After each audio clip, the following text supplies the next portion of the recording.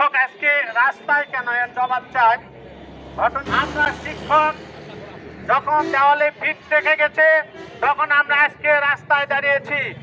আজকের বর্তমান সরকার বৈষম্য বিরোধী সরকার, কিন্তু শিক্ষকদের বেতনের ক্ষেত্রে ব্যাপক বৈষম্য লক্ষ্য করা যাচ্ছে।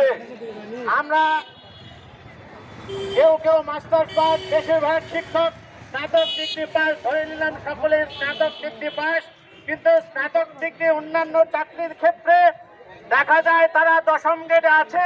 উদাহরণস্বরূপ কৃষিক্ষেত্রে কৃষি ডিপ্লোমা মানে স্নাতক সম্মান, তারা দশম গ্রেডে আছে।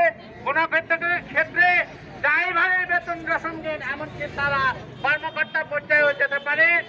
আমরা অতি দুঃখের সঙ্গে জানাচ্ছি, আপনারা যারা 6 টাকা 60 পয়সা, আপনারা জানেন 6 টাকাতে 1 কাপ চায়ের অর্ধেক হয়, তা তো দূরের কথা।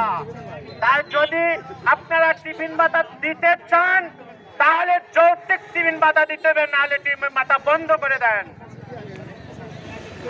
আর একটা কথা, শিক্ষকদেরকে নিম্নে রেখে কর্মচারী পর্যায়ে রেখে কখনোই কর্মকর্তা ভালো থাকতে পারবে না।